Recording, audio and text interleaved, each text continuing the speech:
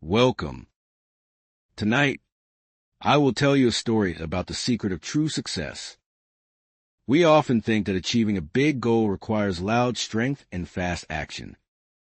But sometimes, the greatest power is the one we cannot see. Our story begins in a place called Stonehaven. It was an ancient village hidden deep in a valley, where the mist always hugged the ground. High above the village stood the glass mountain. Its peak was so sharp and so high that it seemed to cut the sky. The people of Stonehaven were famous for one thing. They were master stone carvers. The sound of this village was the sound of metal hitting rock. Clink, clink, clink, from morning until night. Among these carvers, there was a young man named Elias. Elias was not just a worker. He was an artist. He was tall, with strong shoulders and hands that were rough from years of holding a chisel. He could carve a bird out of stone that looked like it was ready to fly. He could carve a flower that looked soft to the touch. Everyone in the village praised him. "Elias," they said, "you are the best we have ever seen." But Elias was not happy. He had a fire in his chest that would not burn out. He was tired of carving soft marble and easy limestone. He wanted something more. He wanted to be a legend. For years, the people whispered about a strange rock at the top of the glass mountain. They called it the Star Stone. Legend said it was the hardest stone in the world, fallen from the sky thousands of years ago. Many brave men had tried to carve it, but every single one had failed. Their tools broke, and their hearts broke, too. On this particular evening, the wind blew through the valley with a strange, low whistle. It felt different tonight. Elias stood at his window, staring up at the dark mountain peak. His eyes were wide and hungry. He packed his heaviest hammer and his sharpest chisel into a leather bag. He looked at his comfortable bed and his warm fire, and he turned his back on them. He whispered to the empty room, "I will be the first. I will conquer the mountain." He stepped out into the cold night air. The village was asleep. Elias walked toward the path that led up the mountain. He did not know that this evening would change everything. He thought he was walking toward fame, but he was actually walking toward a lesson that would almost break him. To understand why Elias walked into the cold night, we must look at the days before he left. His life in the village appeared perfect, but inside, a storm was brewing. Every morning, the sun rose over Stonehaven, and the rhythm of the village began. Clink, clink, clink. It was a music that Elias knew by heart. He would wake up early, drink his strong black coffee, and walk to his open-air workshop. Elias was different from the other carvers. The older men worked slowly. They touched the stone gently, asking it what it wanted to be. They spent days just smoothing one small corner. Elias did not work like that. He attacked the stone. He worked with speed and power. His hammer moved so fast that it was a blur to the human eye.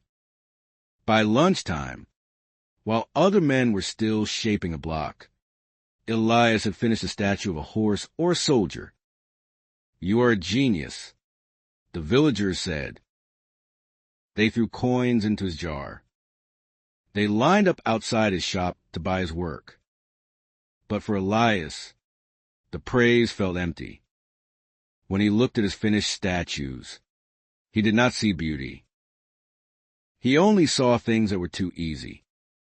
The local marble was soft like butter to him. The granite was not challenging enough. He felt like a giant living in a world made of cardboard. He was bored, and boredom is a dangerous feeling for a young man. One afternoon, just 3 days before he left, a small accident happened. Elias was carving a delicate hand for a garden statue. He was impatient to finish it because he wanted to start something new. He struck the chisel too hard. Snap! The thumb of the stone hand broke off and fell into the dust. The other carvers stopped and looked.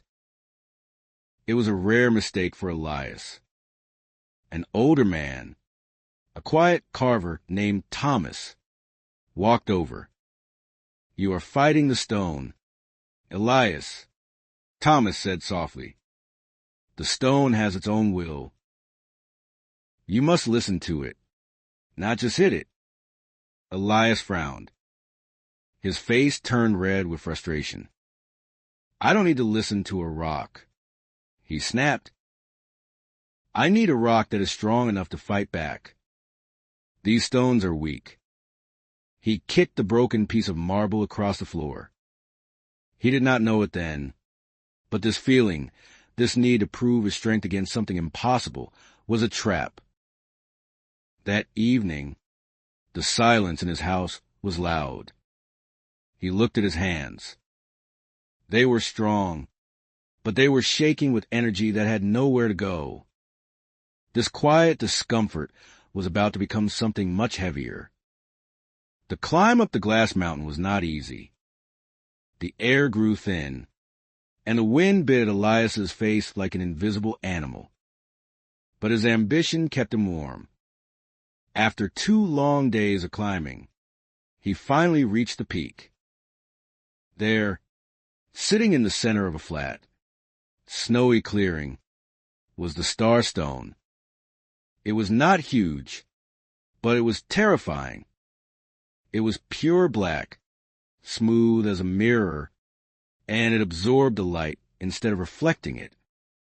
Next to the stone sat a small hut, and in front of the hut sat an old man. This was the old master. He was wrapped in a thick wool coat, sipping tea from a wooden cup. He did not look up when Elias arrived. He just watched the steam rise from his tea. Elias dropped his heavy bag on the frozen ground. He breathed hard.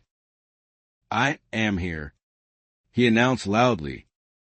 "I am here to carve the stone." The old master said nothing. He only pointed a calm hand toward the black rock. Elias smiled. He pulled out his favorite hammer, heavy iron with a handle made of oak. He pulled out his strongest chisel, made of tempered steel. "Watch," Elias whispered to the wind. He stepped forward. He planted his feet firmly on the ground. He raised the hammer high above his head, aiming for a sharp corner of the Star Stone. He swung with all his strength. Clang! The sound was not like stone breaking. It sounded like a great bell ringing in a church tower. A terrible vibration shot up Elias's arm, shaking his bones from his wrist to his shoulder. He looked down. The stone was perfect. There was not even a scratch. But his chisel? The tip of his tempered steel tool was shattered. Elias stared in shock. "Impossible," he hissed. Anger, hot and sudden, rushed into his brain. He grabbed another chisel. He struck again. Clang! This time, the handle of his hammer cracked. He struck again. And again. He didn't care about the tools anymore. He shouted with rage. He hit the stone until his hands blistered and bled. He hit the stone until he fell to his knees, gasping for air. The mountain was silent. The Star Stone stood there, black and indifferent. It had defeated him without moving. Elias looked at his ruined tools and his bleeding knuckles. He felt a tear of frustration run down his cold cheek. He had failed. He was not a legend. He was just a fool on a mountain. Suddenly, a dry voice spoke behind him. Elias turned around. The old master was finally looking at him. The old man's eyes were clear and sharp, like the winter sky. You think you can break the stone? The master asked softly, Boy, you are fighting the wrong enemy. The stone does not break. The stone waits. Elias thought he still had time to fix things, to find a better tool or a stronger hammer. He was wrong. Elias wiped the blood from his hands onto his trousers. He looked at the old master. What do you mean, the stone waits? He asked. His voice was shaking with anger. The old man poured a second cup of tea and placed on a flat rock. You are trying to conquer the mountain with force, the master said. But the mountain is older than you. It is stronger than iron. If you want to shape this stone, you must stop being a hammer. Then what must I be? Elias demanded. You must be the water, the master replied. You must be the wind. But you are too impatient. You should go home. Boy, go back to your soft marble and your easy life. Those words hit Elias harder than the rock had. Go home? He imagined walking back into the village with his broken tools and his wounded hands. He imagined the pity in the eyes of the other carvers. He imagined Thomas saying, I told you so. No, he could not go back. He was too proud. Elias stood up. The wind howled around them, freezing the sweat on his forehead. I am not leaving, Elias said. His voice was low and dangerous. I will stay. I will stay until I carve this stone, even if it takes 100 years. The old master looked at him for a long time. Then he nodded once. Then you must prepare. The winter is coming. That night, Elias made a choice that changed his life forever. He did not walk down the path. Instead, he gathered loose rocks and heavy branches. He built a small, ugly shelter against the side of the cliff, just a few meters from the star stone. He looked down at the valley far below. He could see the tiny yellow lights of the village houses. They looked warm and inviting. He felt a sharp pain of loneliness in his chest, but he turned away. He sat in his cold, dark shelter. He had no plan, no proper tools, and very little food. He was alone with the hardest stone in the world. As the first heavy snow of winter began to fall, covering his tracks, Elias realized he had made a dangerous promise. By the time the sun went down, nothing in his life would be the same. Winter on the glass mountain was cruel. The wind screamed like a wild animal, and the snow piled up high against Elias's small hut. For the first month, Elias tried to survive on his anger. He hit the stone with rocks. He scratched it with broken metal. But the stone remained perfect, mocking him. One morning, when Elias was exhausted and shivering, the old master walked over to him. He was carrying a small bucket of water, a bag of rough sand, and a thick piece of leather cloth. The hammer has failed, the master said quietly.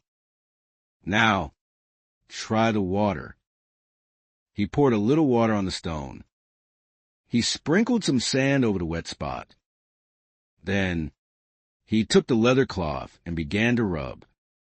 Swish, swish, swish. This? Elias laughed. It was a cold, bitter laugh. You want me to wash the stone? I want to carve a masterpiece, not clean a floor. The water softens. The sand bites. The leather smooths. The master replied, not looking up. It will take 10 years. Maybe 20. Do you have somewhere else to be?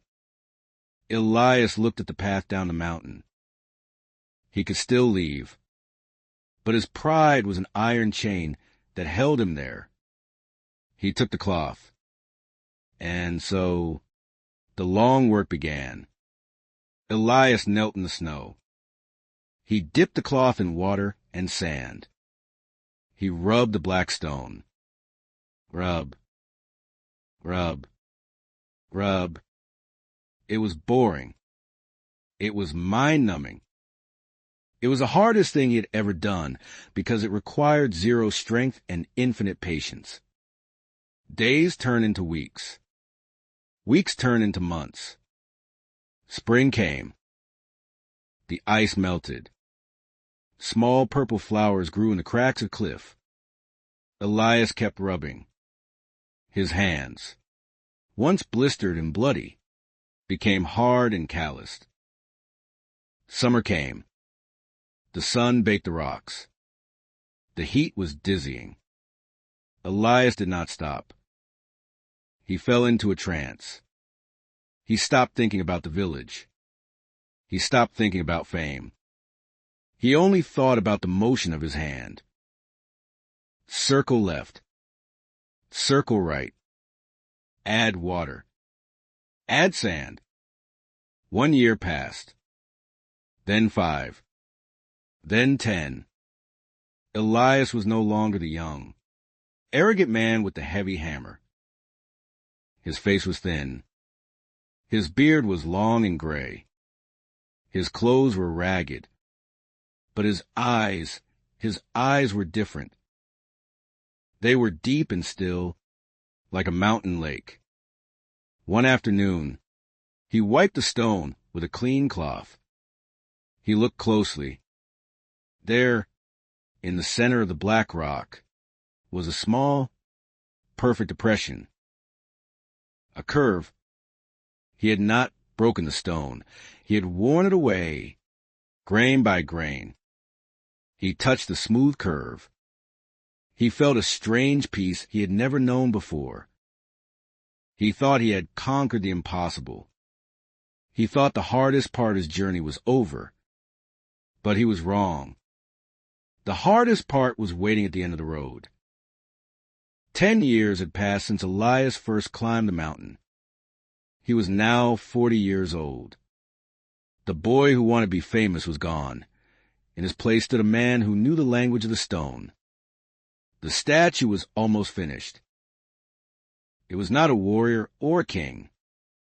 It was a simple shape, a human hand, open and reaching upward. It was smooth, dark, and beautiful. Elias needed just one more day of polishing to make it perfect. But the mountain had one final test for him. Late in the afternoon, the sky turned a bruised purple color. The wind stopped blowing, and a heavy silence fell over the peak. Then, the thunder cracked. Boom. A terrible storm was coming. It was a white storm, the kind that freezes everything in seconds. Elias was working frantically. Just a little more, he thought. I must finish the thumb before the ice comes. Suddenly, he heard a sound behind him. Thump. He turned around. The old master had collapsed in the snow. The old man was shaking violently. His face was pale blue. The cold was taking him. Elias froze. He looked at the old master, lying helplessly on the ground. Then, he looked at his statue. If he stopped now to help the master, the freezing rain would hit the warm, wet stone. It might crack the unfinished surface. 10 years of work would be ruined in 1 hour. I am so close, Elias thought. His heart pounded in his chest. I am 1 hour away from the greatest achievement of my life. The wind roared louder. The old master let out a weak cough. Elias looked at his own hands. They were scarred and rough. Then he looked at the stone hand. It was perfect, but it was cold. It had no life. A realization hit him like lightning. What is the point of creating a perfect stone if I lose my human heart? Elias dropped his cloth. He did not cover the statue. He ran to the old man. "Master," he shouted over the wind. He lifted the frail old man into his arms. He carried him into the small hut and wrapped him in every blanket they owned. He built a fire and rubbed the master's freezing hands.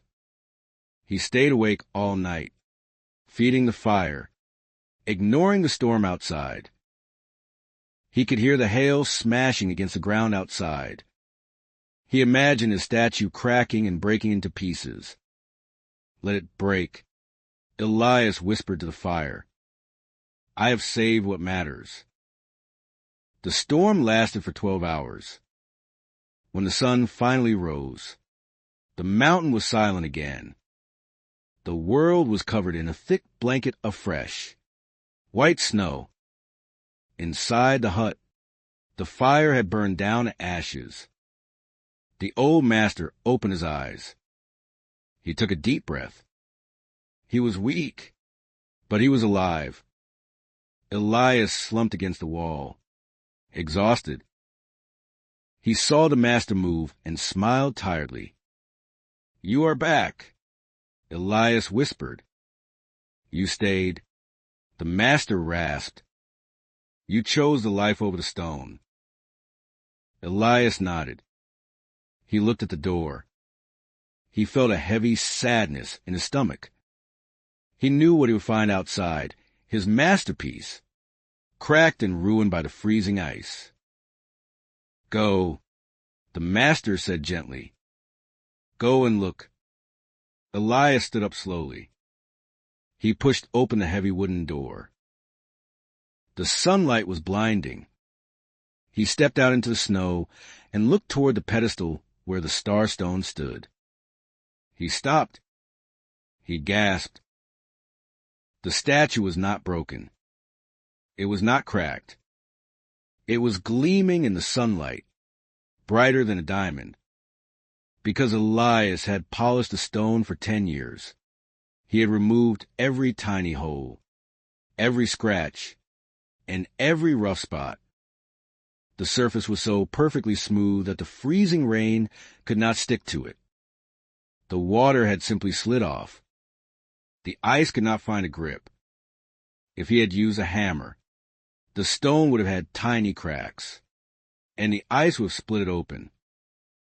But because he had used water and sand, because he had used gentleness, the stone was invincible. The old master stood in the doorway, wrapped in his blanket.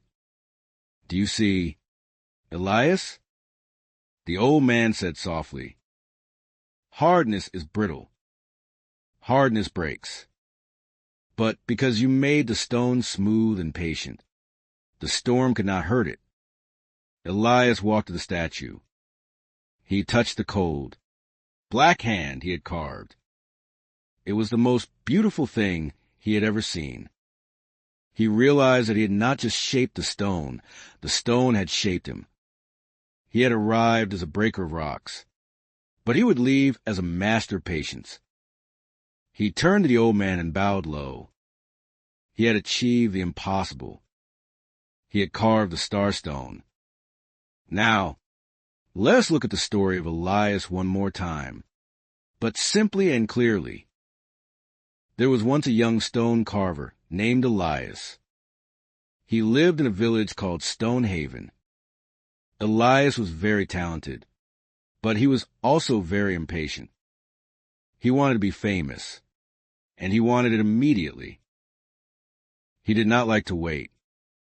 One day, Elias decided to climb the glass mountain. He wanted to carve the legendary star stone. This stone was the hardest rock in the world. He believed that if he broke this stone, he would be a hero. When he arrived at the top of the mountain, he met an old master. Elias tried to break the stone with his heavy hammer. Clang! But the stone did not break. Instead, his tools broke. His strength was useless against the star stone. The old master gave Elias a piece of leather, some water, and some sand. He told Elias, "Do not fight the stone. You must wear it down, slowly." Elias was angry, but he stayed. For many years, he rubbed the stone with the sand and cloth. He worked through the freezing winter and the hot summer. Slowly, his anger disappeared. He learned that patience was stronger than force. In the end, a great storm came. The old master fell ill. Elias had to choose, finish his work or save the old man. Elias chose to save the man. In that moment of kindness, he understood the secret. When the storm passed, the statue was finished. It was not a statue of a soldier or a king. It was a smooth, perfect statue of a human hand, open and gentle. Elias had achieved the impossible, not by hitting hard, but by not giving up. Now, I want to tell you this story one last time. But this time, I will tell it from my own heart. I am Elias, and this is what I saw. When I was a young man, I thought I was a king. I looked at the stone in my village, and I felt bored. I thought, I am too good for this place. I need a challenge that is big enough for me. I remember the night I left. I felt powerful. I looked at the glass mountain, and I promised myself that I would conquer it. I did not know then that the mountain would conquer me first. When I met the old master, I was so angry. I hit the star stone with my hammer, and I felt the shock go through my bones. I hated that stone. I hated it because it ignored me. I wanted to force it to change, but it would not move.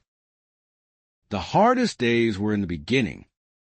I remember sitting in the snow, rubbing the stone with a wet cloth. Rub, rub, rub. I felt foolish. I thought, I am an artist. Why am I cleaning a rock? I wanted to quit every single day. I missed my warm bed. I missed the praise of the villagers. But slowly, something changed inside me.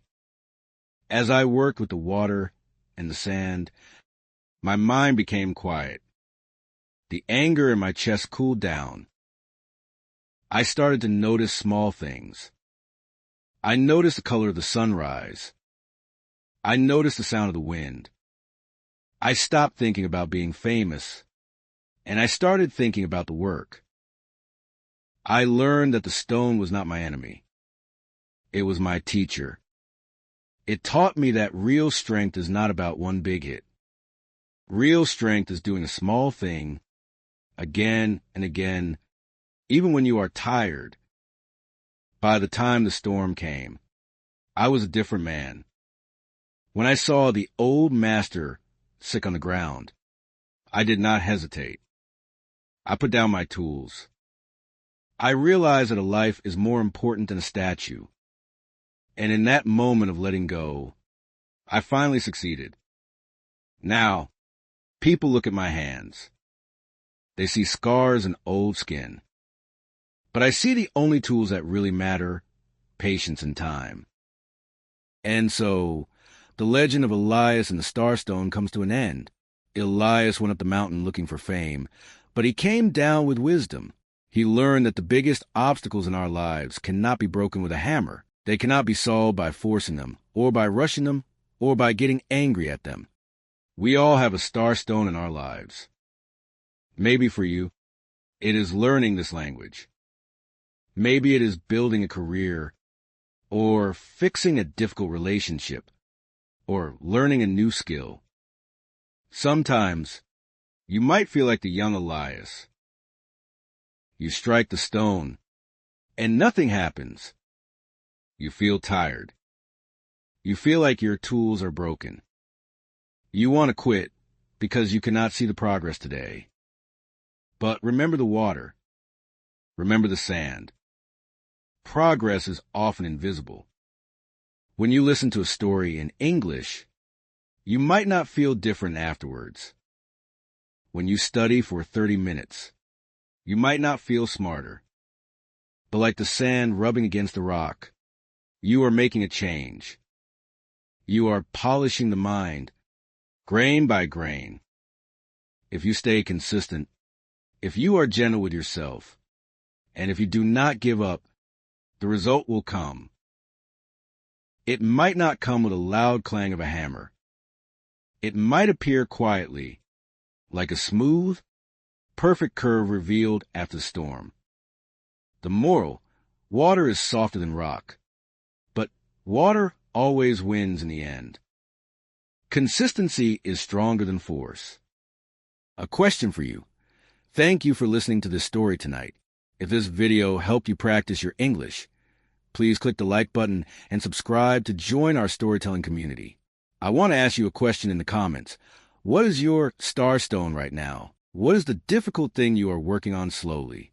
I would love to read your answers. Until the next story, be patient with yourself and sleep well.